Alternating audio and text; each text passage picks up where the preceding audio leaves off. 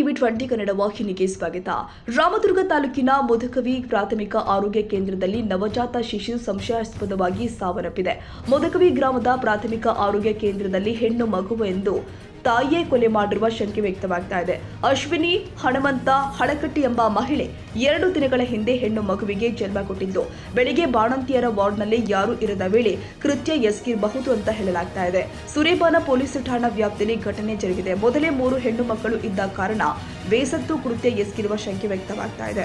ಘಟನೆಯಿಂದ ಬೆಚ್ಚಿಬಿದ್ದ ಮುದಕವಿ ಪ್ರಾಥಮಿಕ ಆರೋಗ್ಯ ಕೇಂದ್ರ ಸಿಬ್ಬಂದಿ ಬೆಚ್ಚಿಬಿದ್ದಿದ್ದಾರೆ. ವೇಶ್ ಬೆಣಚಿನ ಮರಡಿಮಠ್, ಕರ್ನಾಟಕ ರಾಜ್ಯ ಮುಖ್ಯಸ್ಥರು, TV 20 Kannada, Ramdurg.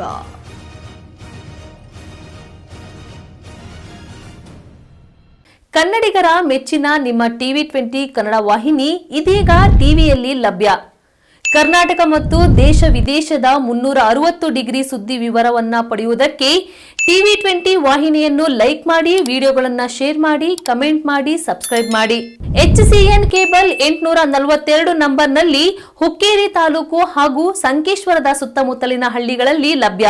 PCN cable 129 ನಂಬರ್ನಲ್ಲಿ ಹಾರುಗೆರೆ ಸುತ್ತಮುತ್ತಲಿನ ಹಳ್ಳಿಗಳಲ್ಲಿ ಲಭ್ಯ. ರಾಯಬಾಗ್ ಡಿಜಿಟಲ್ ಚಾನೆಲ್ ಕೇಬಲ್ 80ನೇ ನಂಬರ್ನಲ್ಲಿ ರಾಯಬಾಗ ತಾಲೂಕಿನ ಸುತ್ತಮುತ್ತಲಿನ ಹಳ್ಳಿಗಳಲ್ಲಿ ಲಭ್ಯ. UDCN ಕೇಬಲ್ ನೆಟ್ವರ್ಕ್ ಉಗಾರ ಸುತ್ತಮುತ್ತಲಿನ ಹಳ್ಳಿಗಳಲ್ಲಿ ನಿಮ್ಮ ಟಿವಿ 20 ಕನ್ನಡ ವಾಹಿನಿಯೂ ಲಭ್ಯ.